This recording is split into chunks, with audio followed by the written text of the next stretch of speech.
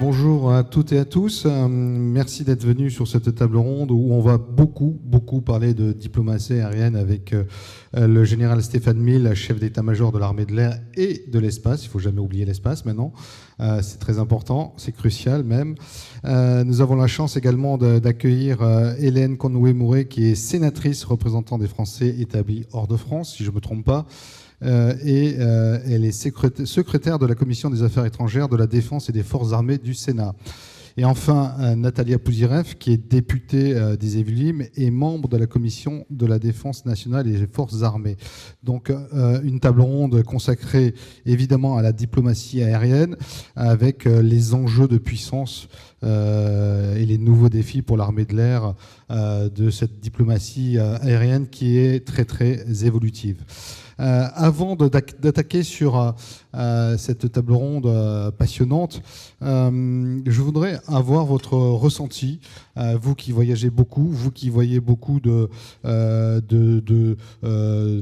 d'homologues étrangers, monsieur le général, et vous qui voyez, mesdames les parlementaires, beaucoup de parlementaires étrangers.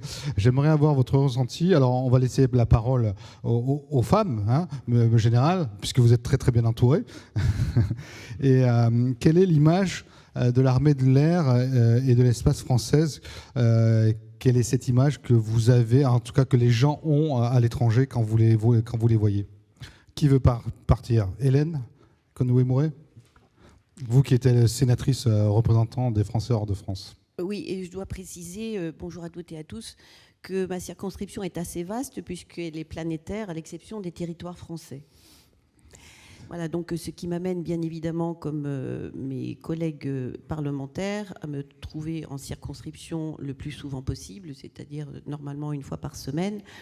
Mais au lieu de prendre le train ou la voiture, eh bien, généralement, j'utilise en effet le moyen aérien qui est le plus rapide et qui m'emmène parfois très loin sur d'autres continents. Alors l'image eh bien, de notre armée, je crois, est très positive partout. Tout simplement parce que c'est une armée qui est reconnue sur le plan planétaire, à la fois pour son professionnalisme, pour la qualité de la formation, alors puisque là nous parlons des pilotes, eh bien, de ces pilotes, et puis aussi parce que cette diplomatie finalement s'exprime dans la formation également des pilotes étrangers, puisque nous avons également une industrie de défense qui nous permet de fabriquer de très bons et très beaux équipements qui sont appréciés, et il est heureux de plus en plus à l'étranger, et qui fait bien qu'il nécessite bien évidemment une formation de ceux qui vont les utiliser. Donc je crois que nous pouvons débuter sur un point très positif, une image qui est à l'image d'ailleurs d'une communication, et je félicitais le général, une communication quand même qui est plutôt efficace, peut-être aussi liée aux Américains et le Top Gun finalement, qui fait que voilà, il y a un attrait pas simplement pour l'uniforme, mais également pour cette armée particulière. Merci Madame Conway-Mouret. Natalia Pouzirev, quelle est l'image qu'a l'armée de l'air et de l'espace à l'étranger quand vous voyagez? Eh bien, je crois que le fait qu'elle participe, notre armée de l'air, aux missions de réassurance sur le flanc oriental de l'Europe aussi est une façon de la rendre plus visible, et elle est parfaitement reconnue parce que la France en général est reconnue comme ayant une armée d'emploi. Et donc pour l'armée de l'air, nous avons aussi des opérations de, je dirais, type signalement stratégique, hein, qui mettent en lumière ce que notre armée de l'air est capable de faire. Alors on a les exercices poker, mais on a aussi pu déployer des Rafales jusqu'à Tahiti en 48 heures ou en moins de 48 heures. Donc je pense que ça, ce sont des signaux forts qui sont visibles. Et puis on a des points d'appui dans le monde aussi qui nous permettent de déployer nos forces, notamment dans le Golfe. Et je pense que tout ça, c'est bien visible de nos partenaires et puis un peu de nos concurrents aussi. Général, quel est le regard de vos homologues quand vous les voyez, et surtout quand vous leur expliquez comment vous avez monté une opération, puisque vous êtes une armée d'emploi, ce qui n'est pas tout à fait le cas pour beaucoup d'armées de l'air et de l'espace aujourd'hui? Moi, ce que je voudrais dire, c'est que depuis bientôt 2 ans que j'ai pris mes fonctions, on a beaucoup plus de demandes à l'étranger, de visites, d'échanges, etc. Vous avez parlé des matériels, c'est évidemment essentiel pour accompagner tout cela. Mais au-delà des matériels, ce que demandent souvent les pays partenaires, c'est le savoir-faire de l'armée de l'air et de l'espace français. Et donc, ça génère des échanges qui sont nombreux, mais dans tous les domaines. Hélène vient de parler de la formation des pilotes, mais je rajouterai la formation des mécaniciens, des moniteurs simulateurs, du fonctionnement d'une armée de l'air moderne et engagée, comme ça a été rappelé, et qui bénéficie de l'aura de cet engagement opérationnel qui est reconnu par tous mes homologues. Merci Général. On va attaquer une séquence avec Hélène Conway-Mouret. On va parler évidemment de diplomatie et de diplomatie en général. Quel est votre regard depuis la guerre en Ukraine et puis avant le Covid-19 ? En quoi la diplomatie aujourd'hui a-t-elle beaucoup changé ? Quel est votre regard ? Alors la diplomatie, puisque j'ai eu la chance pendant 2 ans finalement de travailler en tant que ministre délégué au ministère de l'Europe et des Affaires étrangères, d'apprendre à connaître à la fois le fonctionnement de nos diplomates et de participer activement également à notre diplomatie qui, pour moi, demeure quand même basée sur le dialogue, l'échange, l'écoute et la recherche du compromis. Or, aujourd'hui, on voit bien que la communication instantanée, rapide, limitée dans l'espace, puisque aujourd'hui les chefs d'État et ministres et dans le monde politique, finalement, l'expression se retrouve dans 140 signes, puisque nous avons un président américain qui, d'ailleurs, a accéléré l'utilisation du Twitter, fait que ça va à l'encontre de tout ce que je viens de décrire. C'est-à-dire qu'il n'y a plus le temps du dialogue, puisque c'est instantané. Ce n'est plus un dialogue, c'est un monologue.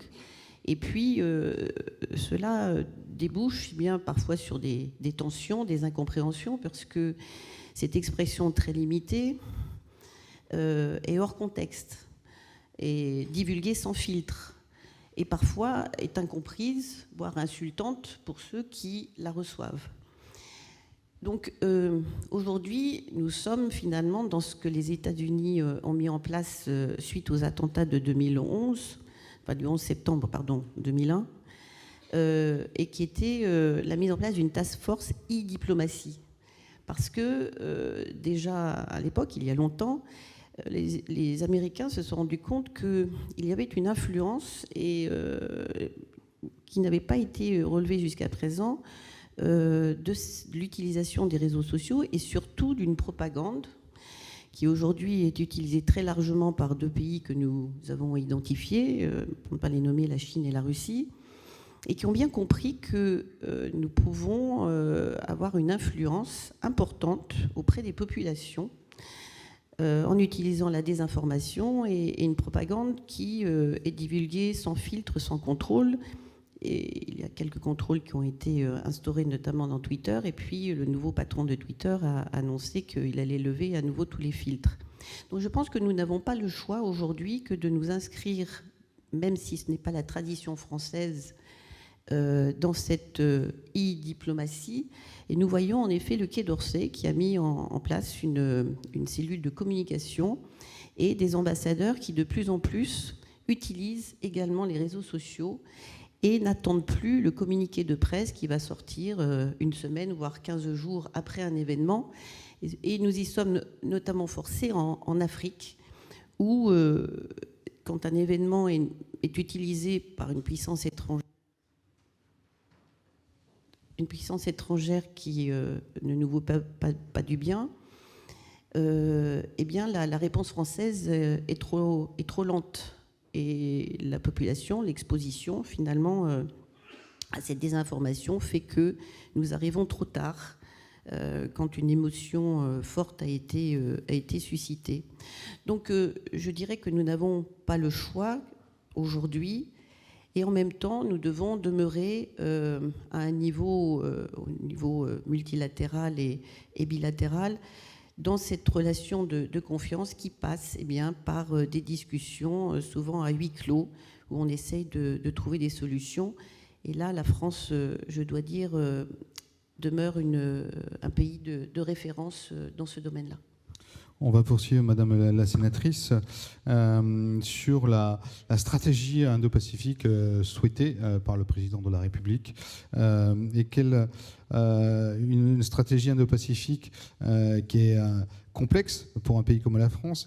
Et quels sont pour vous les enjeux et les vulnérabilités de la France dans cette région où à la fois la France est très présente, mais aussi Paris est très éloigné, il y a un problème d'élongation.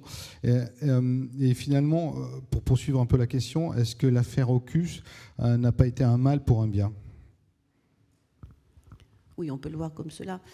Peut-être pas forcément sur le plan commercial, mais en effet, sur le plan diplomatique, je crois que ça a remis un certain nombre de pendules à l'heure. L'Indo-Pacifique, oui, alors nous y sommes intéressés au Sénat, puisque nous avons un rapport auquel je n'ai pas participé d'ailleurs, mais aujourd'hui qui est quand même une référence, c'est la marque du Sénat de s'inscrire dans un rapport qui est élaboré pendant 6 mois avec une recherche approfondie et des déplacements également dans les régions concernées. C'est une région pour nous qui est très compliquée parce que nous avons 7 des départements et collectivités outre-mer qui sont dans cette région, avec un espace maritime gigantesque où résident des ressources naturelles importantes, qui nous oblige à la fois, parce que c'est le choix de la France et on le voit bien à chaque fois qu'il y a une évacuation et un problème dans un pays où la France est le seul pays et demeure le seul pays à évacuer ses ressortissants et au-delà. Donc c'est une référence et une attente de la part de ces ressortissants français de cette protection de la France, même si celle-ci se trouve à 10 heures d'avion. Donc nous avons une obligation de protection des ressortissants, de protection de nos ressources naturelles qui sont vastes. Et aujourd'hui, et là on en revient à la diplomatie, des espaces communs qui sont disputés par la Chine, non-respect finalement... Mais pas que la Chine. Pas que la Chine, mais enfin, c'est quand même avec ce pays-là, je ne fais pas un focus sur la Chine, parce que je la mentionne un peu trop peut-être, mais enfin, c'est quand même une puissance aujourd'hui incontournable dans la région qui fait que, en effet, contestation, non-respect par certains aussi, finalement, des règles internationales de l'utilisation de l'espace commun, et donc qui nous force à avoir une présence de plus en plus importante, aussi parce qu'il y a, et là on en revient à la question de l'AUKUS, quand même aujourd'hui, de la part à nouveau de la Chine, de contester le leadership mondial aux États-Unis qui ne veulent rien céder, et nous voyons quand même une montée des tensions politiques entre ces deux superpuissances. Et donc notre présence fait qu'à un moment, nous seront peut-être forcés, et il faut espérer que ça ne soit jamais le cas, à prendre parti pour l'un ou pour l'autre. Alors, j'ai envie de vous poser quand même la question, est-ce que notre outil militaire, que ce soit les 3 armées évidemment, peut-être un peu moins l'armée de terre, mais est-ce que notre outil militaire est taillé justement pour cette stratégie voulue par le président de la République en Indo-Pacifique ? Bien, je dirais qu'aujourd'hui et depuis quelque temps, et là je le dis sous le contrôle du général, la France s'inscrit dans une logique de coalition. Et donc notre réflexion doit porter sur quel rôle et quelle place nous jouons avec nos alliés. Alors nous avons toujours cette propension à agacer un peu nos partenaires européens en particulier, généralement en parlant de choses qui pour nous sont acquises, l'autonomie stratégique, la souveraineté européenne. Dans le langage français, personne n'est choqué. Bon, il suffit de se déplacer un peu à l'Est, et hier matin, j'étais avec plusieurs délégations, la République tchèque, estonienne, lituanienne, polonaise. Je veux dire, ce sont des gros mots encore. Hein. Bon, ils commencent à s'habituer parce que nous prenons le temps maintenant d'expliquer pourquoi ce que nous entendons et ainsi de suite. Mais enfin, bon. Donc, ce qui veut dire que la France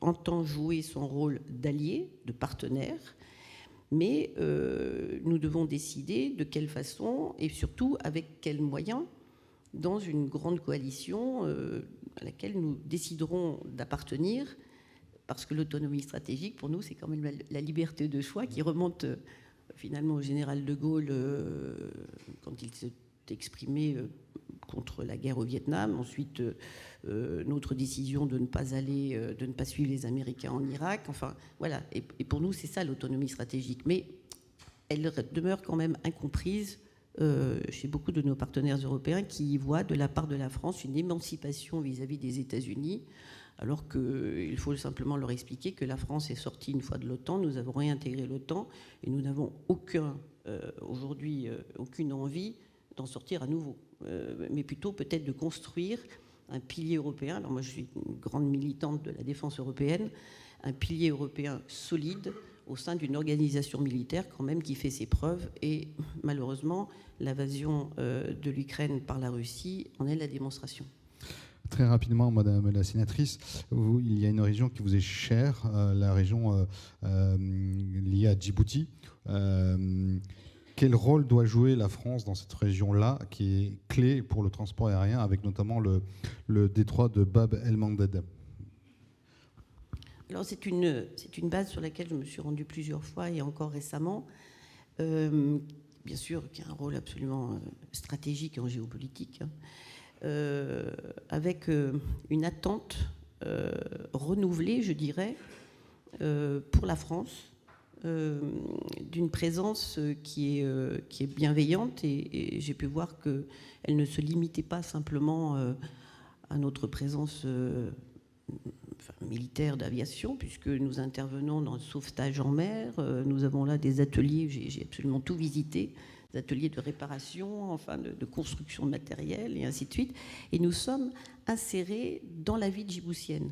Et ça, c'est un trait français qui est très important et que nous devons développer, notamment avec la volonté à la fois de réduction de notre présence en Afrique, dans les pays africains, puisque nous sommes dans une logique donc de réduction assez drastique de la présence militaire, mais néanmoins de conserver ces bases et d'avoir une relation un peu différente de partenariat qui répond véritablement aux besoins des pays, quand faut-il qu'ils les expriment, d'où l'importance en effet, je pense, d'une relation sur le plan humain qui soit beaucoup plus intense. Moi, je le regrette depuis des années. Les Français ne se déplacent pas suffisamment. Enfin, nous avons bien sûr au Quai d'Orsay un déploiement de nos ministres qui est phénoménal, mais souvent ça se limite à cela. Et je pense ou alors nous sommes trop pressés. Nous arrivons à 24 heures, il faut déjà être partis, alors que nos homologues allemands sont là pendant 3 jours, prendre le temps de discuter, surtout dans certains pays. Et je pense qu'il est important d'intensifier, alors je crois bien sûr à la diplomatie parlementaire, et celle-ci s'exerce, mais également une présence de haut niveau avec des homologues avec lesquels nous devons lier des liens qui nous servent ensuite dans la compréhension de l'autre, de leurs besoins, et de pouvoir finalement renforcer notre action diplomatique, parce que nous demeurons une puissance modeste. Enfin, je veux dire, c'est un pays... puissance moyenne. Puissance moyenne. Oui, mais pardon, moyenne de taille modeste. Non, ça commençait par un M aussi. Puissance moyenne,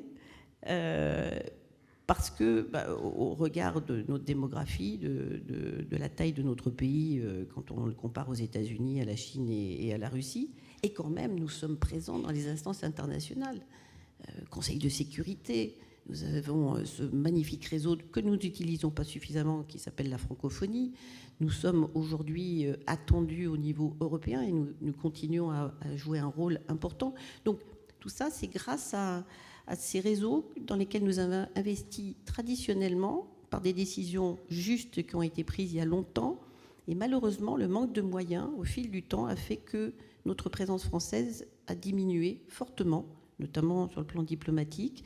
Et aujourd'hui, nous souhaitons continuer à faire, c'est pour ça que la LPM est un exercice très compliqué, c'est d'essayer de continuer à tout faire avec des moyens qui ont été réduits pendant 20 ans. C'est vrai. Merci Madame la sénatrice. Général Mille, j'ai une question assez facile pour vous. En quoi l'armée de l'air est un atout pour la diplomatie française ? Évidemment, vous pourriez citer quelques actions concrètes de l'armée de l'air dans ce domaine, et notamment je pense au fameux triptyque Rafale, A400M, MRTT, et je pense évidemment aussi dernièrement à l'opération Sagittaire qui a été un succès. Et puis, bien avant aussi, on se souvient très bien de l'opération Apagan, de l'opération d'évacuation en Afghanistan, qui avait été une énorme opération, qui s'était plutôt bien passée aussi. Donc voilà, est-ce que vous avez aussi des exemples récents, peut-être un récent voyage ou pas ? Des exemples, j'en ai beaucoup. Si vous permettez, je voudrais rebondir sur les propos de Madame la sénatrice pour lui dire que en 2 ans que je me déplace un petit peu dans tous les pays du monde, j'ai adapté un peu mon rythme. Et effectivement, mes premiers déplacements, c'était la course, et je ne faisais que ça.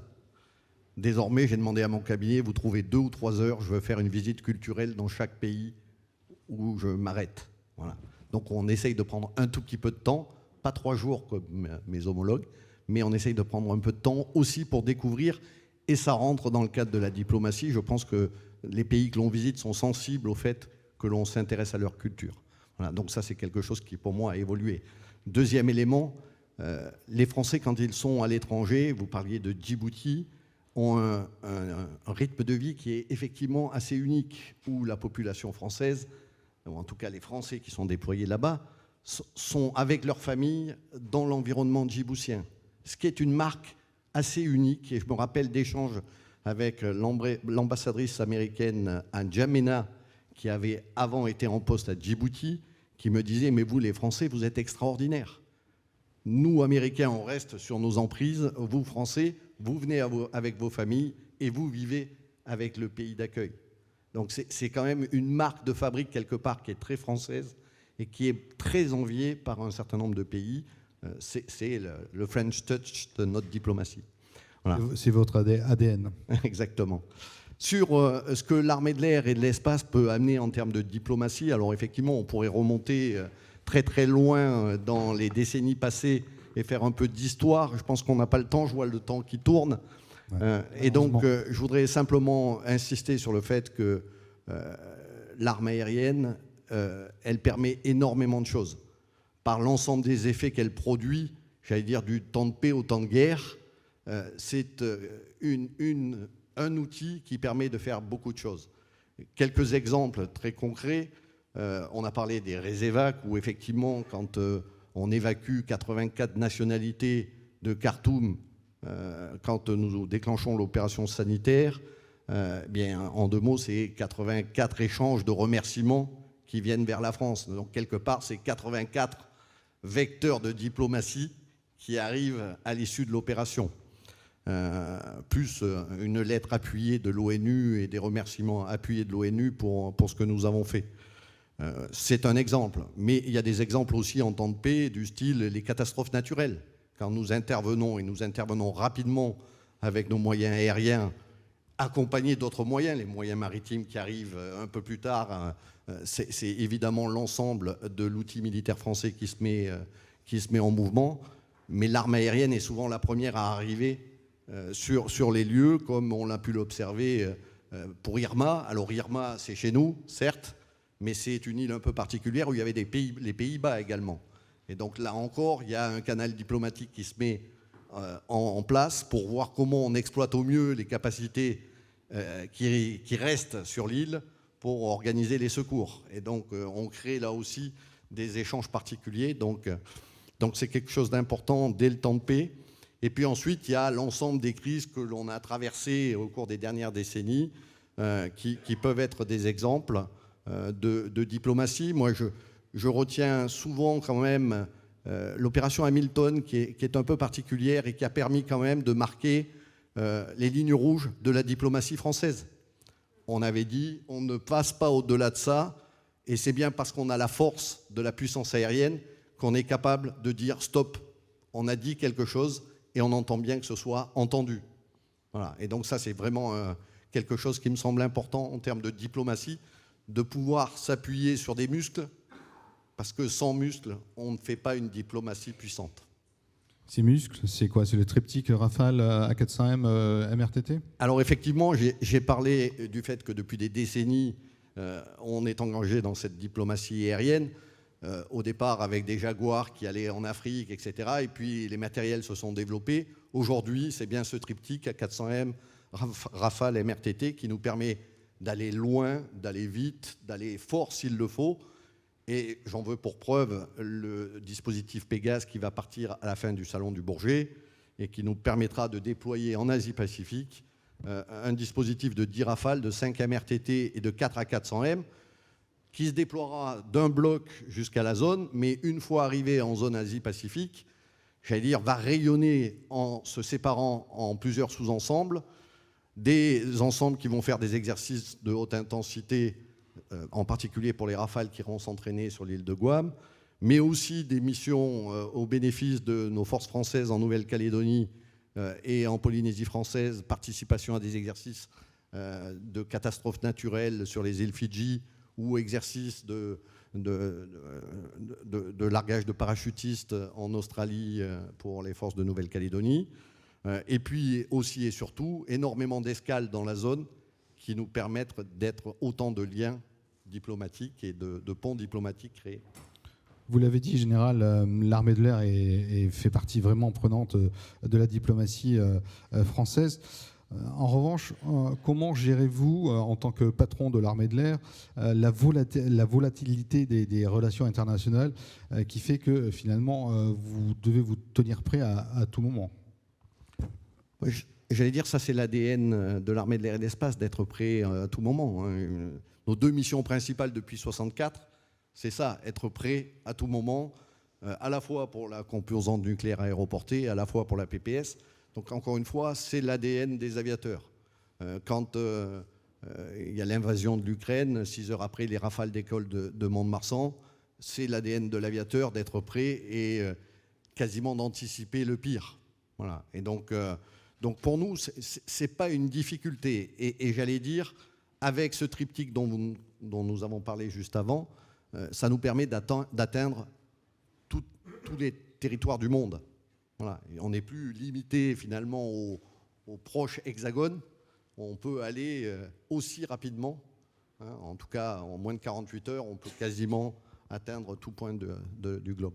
Est-ce que c'est une spécificité de l'armée de l'air française en Europe, ou est-ce qu'il y a d'autres armées de l'air européennes? Alors, évidemment, il y a les Britanniques, mais il n'y a pas tant que ça d'armées de l'air en Europe qui peuvent faire la même chose que vous. Alors, je pense qu'il y a plusieurs armées de l'air qui sont capables de projeter des moyens. D'ailleurs, si on regarde un petit peu ce qui s'est passé l'an dernier, les Allemands se sont projetés avec un dispositif un peu équivalent vers l'Australie.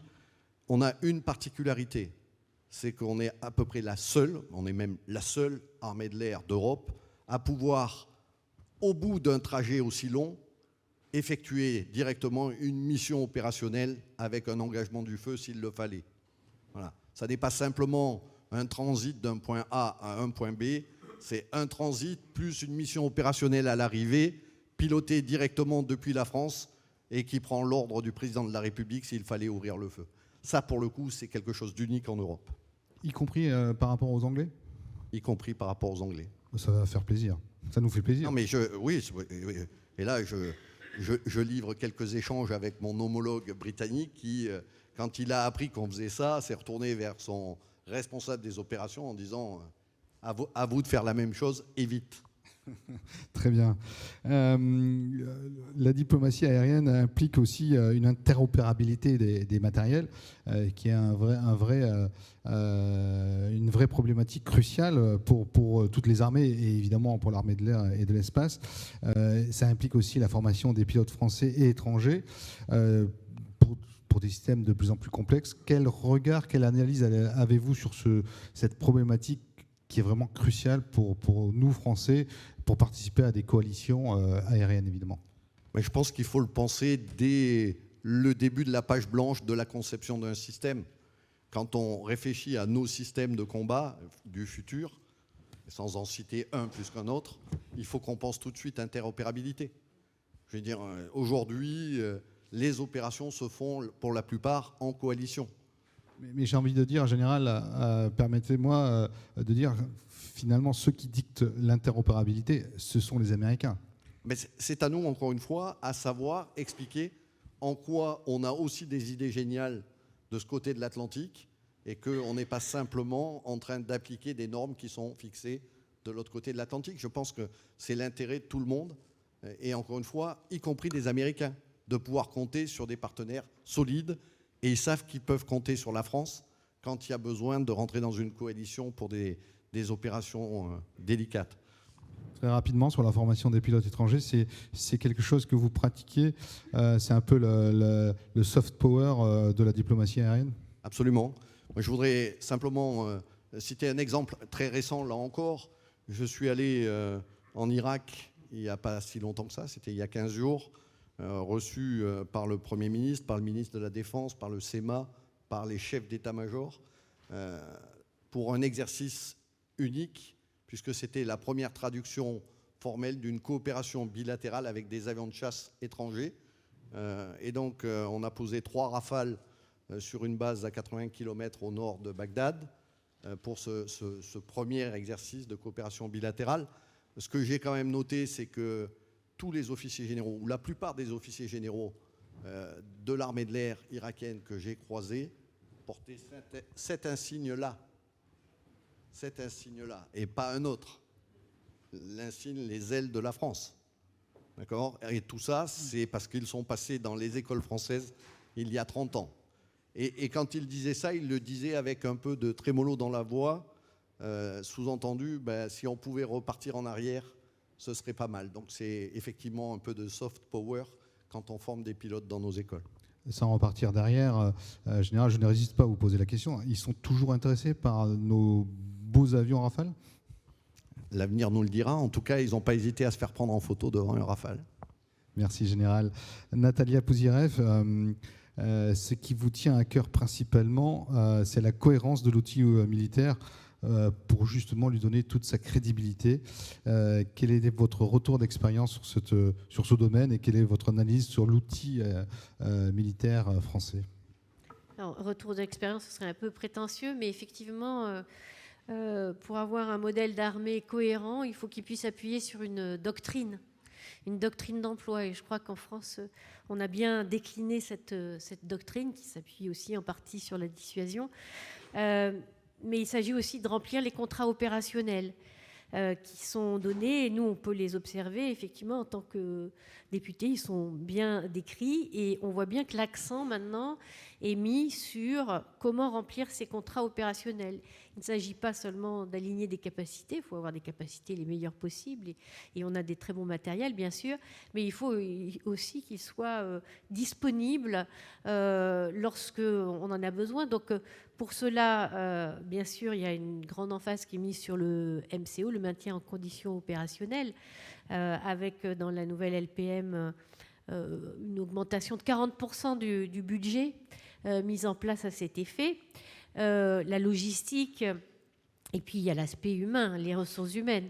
Alors on a parlé de formation des pilotes, on n'est peut-être pas encore tout à fait au quota d'heures de vol que l'on voudrait pour nos pilotes, donc on s'achemine vers ça. Nous serons vigilants en tout cas à ce que cette formation et le nombre d'heures de vol allouées soit effectué.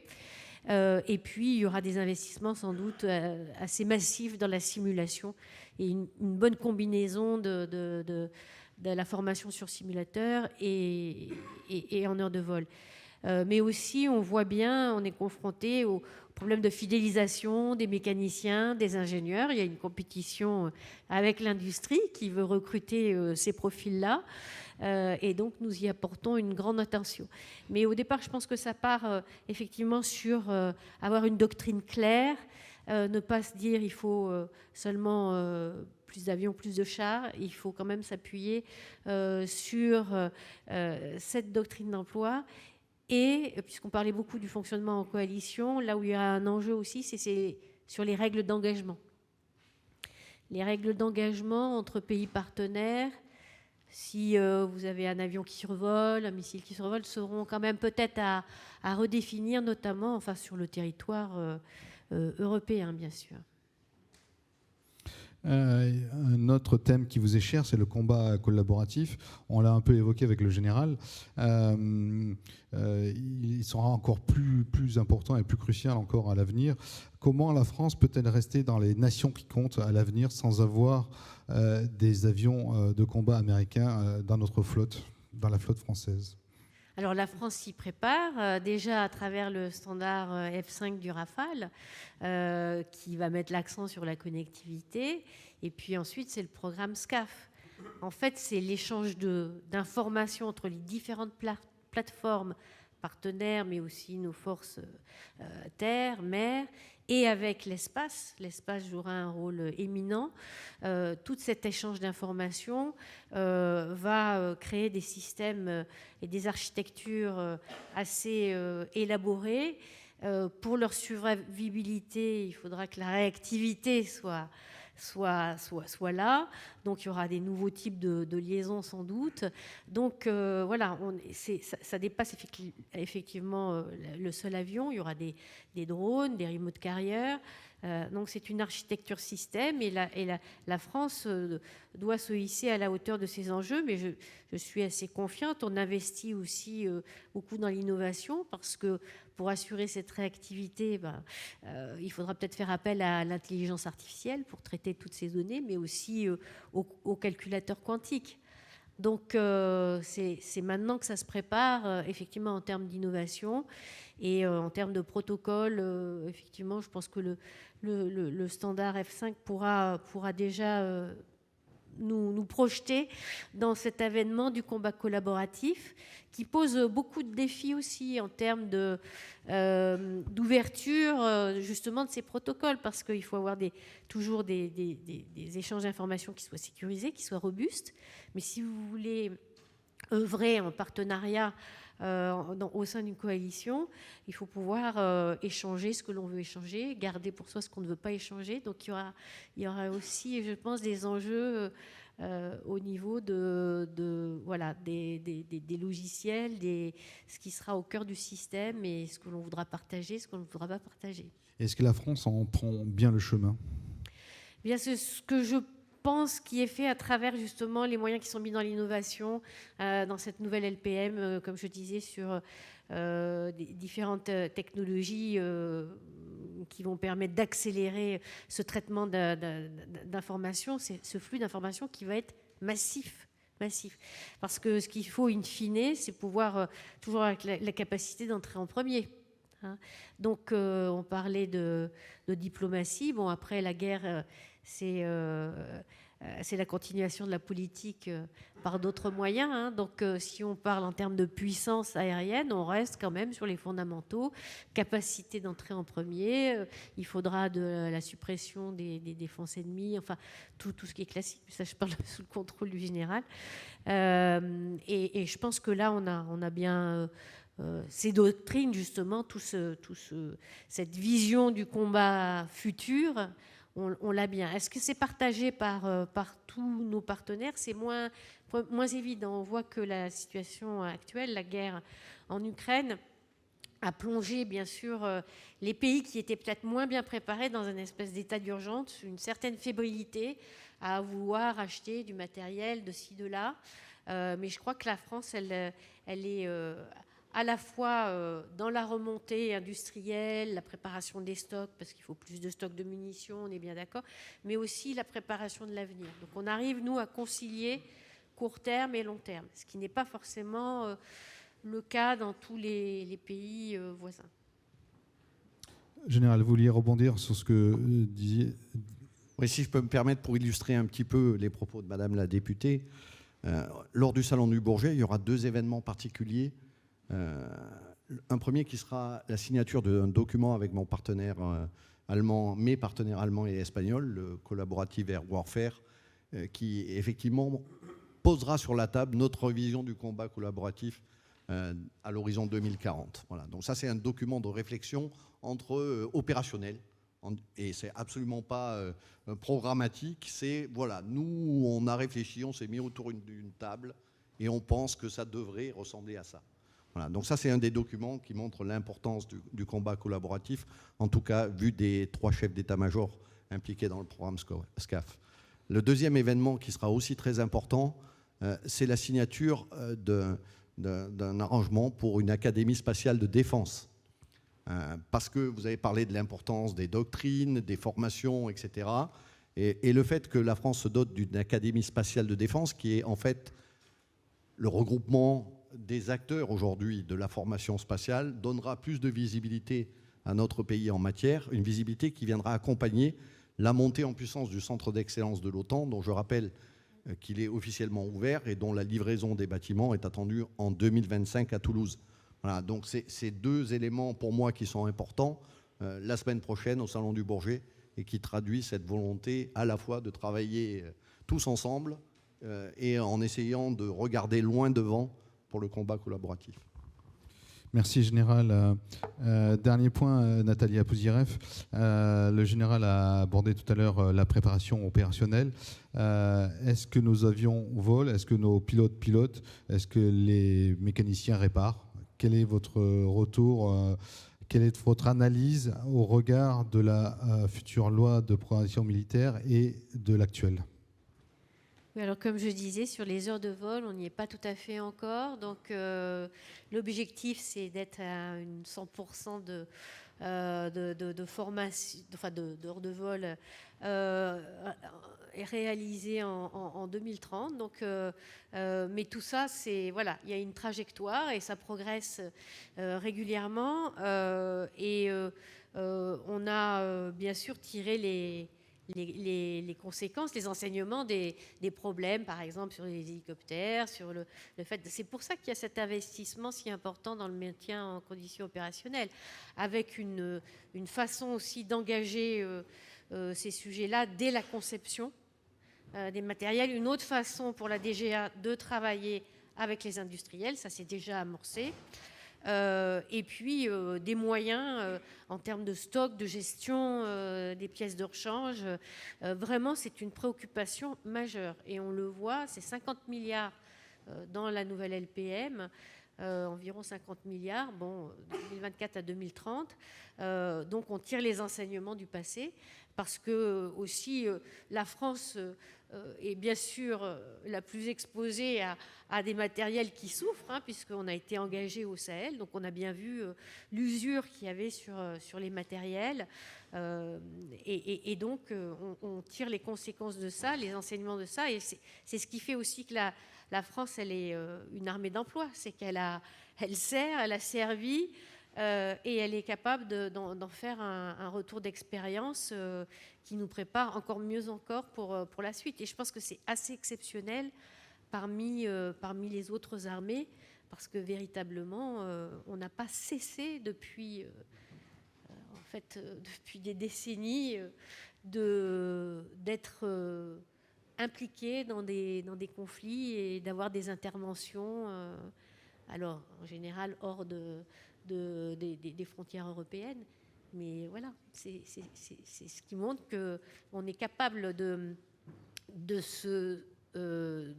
d'acquérir plus de robustesse et de résilience, parce qu'on parle beaucoup de résilience aussi, parce qu'on a tous cette expérience dont on tire les enseignements. Merci Madame la députée.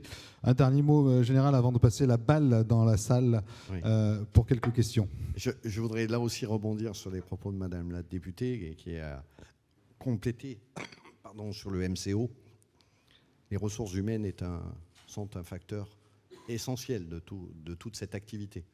Il est important que nous ayons le temps de former nos personnels, que nous ayons le temps de les quelque part utiliser, ou en tout cas de les employer pour le métier pour lequel ils sont formés, avant qu'ils ne partent faire autre chose, puisque c'est aussi la vie normale d'un militaire qui finit en général sa carrière militaire assez jeune, et donc il y a souvent une deuxième carrière derrière. Il est important que ce transfert se fasse, j'allais dire, au bon moment, pas trop tôt, pas trop tard, mais qu'on trouve un bon équilibre pour tout le monde. Voilà. Donc ça, c'est quelque chose d'essentiel. On parle beaucoup de fidélisation. C'est ce qui est traduit derrière ce mot que j'aime pas trop, à vrai dire, parce que ça voudrait dire que ceux qui partent sont infidèles, ce qui n'est pas tout à fait le cas. Ils sont toujours fidèles à la France. Voilà. Donc, mais sur le principe, c'est ça. Trouver le bon moment où on peut basculer dans une deuxième carrière pour apporter toute la plus-value que les aviateurs sont capables d'apporter à notre industrie aéronautique en général, mais dans d'autres secteurs aussi, parce qu'ils sont très bankable, comme on dit. Très bien, merci Monsieur le Général. Madame la Sénatrice, un dernier mot peut-être. Oui, le texte de la LPM qui est sorti de la Commission des Affaires étrangères, de la Défense et des Forces armées du Sénat est maintenant en ligne, et il y a un élément justement sur la formation, ça émane de nous, absolument nécessaire aujourd'hui sur le plan industriel, mais également une fidélisation pour les armées. Et je pense que cela passe si nous suivons la logique du discours présidentiel. Une économie de guerre demande une mobilisation, pas simplement du ministère de la Défense, mais une mobilisation générale. Et je pense qu'il est temps d'avoir aujourd'hui peut-être un changement au niveau culturel sur l'appréciation que nous avons de notre industrie de défense, sur l'attractivité de métiers manuels qui aujourd'hui préservent nos jeunes du chômage, plutôt que de carrières, pas de carrière, mais d'études plutôt classiques universitaires, finalement, qui ne débouchent pas forcément sur un emploi pérenne et un emploi aussi bien payé. Donc nous avons dans le débat, en tout cas à venir la semaine prochaine, j'ai bien l'intention de marteler ce point-là, parce que je pense que nous pouvons avoir les plus beaux équipements, les plus modernes, mais si nous n'avons pas ceux pour les réparer et ceux pour les conduire et les utiliser, sincèrement, ça ne sert pas à grand-chose. Comme promis, on va passer la balle à la salle. Il y aura deux questions. Alors, deux questions très courtes. Et vous, enfin, en tout cas, vous présentez pour quelle société vous travaillez. Merci. Une question au premier rang et une question... Alors, je ne sais pas s'il y a des micros qui se baladent. C'est moi qui vais passer le micro. Voilà, allez-y, monsieur. Bonjour. Deux questions très courtes. Je dois me présenter ? Oui, s'il vous plaît. Je suis ancien officier supérieur de l'armée de l'air. Ensuite, j'étais à la DGA, architecte SCOA, intégrant entre autres les chaînes UAV, drone. Ensuite, détaché à l'OTAN comme fonctionnaire. Et puis, diplomate européen au service d'action extérieure. Donc, autant vous dire que le savoir-faire de l'armée de l'air est plus qu'apprécié. Première question, comment fait-on pour la réflexion capacitaire de nos besoins de l'armée de l'air du futur, puisque c'est le sujet aujourd'hui, pour faire en sorte que, en fait, les officiers de demain qui vont conduire les capacités de l'armée de l'air participent à la définition de ces besoins. Exemple, quand je rédigeais mon sujet au CID et en mettant en avant l'impact des drones, c'était fort peu apprécié de parler de la composante non pilotée à cette époque. Autre exemple, pour l'opération en Libye, pour soulager l'aller-retour de 10-12 heures des aviateurs, on a, grâce au chef d'état-major de l'armée de l'air de l'époque, lancé les drones. C'était quand même pas un sujet facile. Donc ça, c'est ma première question. Comment fait-on pour la réflexion capacitaire d'engager les futurs décideurs de l'armée de l'air ? Merci. Général ? Très rapidement. L'idée, c'est que tout le monde puisse s'exprimer, y compris les plus jeunes. Et quand on fait des réflexions sur le futur, ce n'est pas qu'un travail d'état-major, c'est aussi un travail des opérationnels dans les unités. C'est aussi des spécialistes qui sont à mi-chemin entre les deux. Je pense au CEAM à Mont-de-Marsan, qui à la fois a des gens qui sont les doigts dans les unités et qui ont la tête dans le futur. Et donc, c'est vraiment avec ce genre de choses.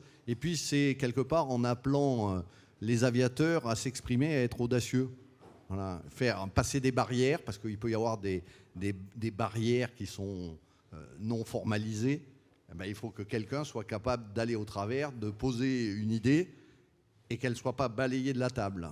Voilà, donc ça, c'est ce qu'on encourage aujourd'hui au sein de l'armée de l'air et de l'espace pour aller regarder tous azimuts où on pourrait aller investir pour être encore plus efficace demain. Madame, une dernière question. Madame la sénatrice, Madame la députée générale, je m'appelle Soria Kedari, je suis officier de sécurité AWACS pour Air France Industrie Toulouse. Lorsque vous citez le triptyque Rafale A400M et MRTT, vous ne citez pas l'AWACS. Pourquoi, s'il vous plaît, général? Parce que je ne peux pas tout citer. Parce que sinon, il faudrait que je parle du Caracal, il faudrait que je parle des drones, il faudrait que je parle de finalement toute l'armée de l'air et de l'espace. C'est ce qui symbolise aujourd'hui, évidemment, la projection. Mais évidemment, en fonction de l'intensité de la mission que l'on a au bout du chemin, la composante AWACS est essentielle. Voilà. Donc, en fonction de l'intensité, on peut s'en passer, mais il y a des cas où on ne peut pas s'en passer. Voilà. Donc, c'est un choix de présentation, mais voilà. Oui, c'est un outil magnifique que j'ai eu l'occasion de voir. Et dans la LPM, il est inscrit la succession de ces AWACS, puisque un jour viendra où ils seront retirés du service. Mais bien sûr, ce n'est pas oublié. Cette fonction-là est essentielle. C'est un centre nerveux. Et je confirme que ce n'est pas oublié. On y pense réellement. Merci, mesdames les parlementaires. Merci, Général, de cette table ronde passionnante. Je vous demande de les applaudir. Merci à vous.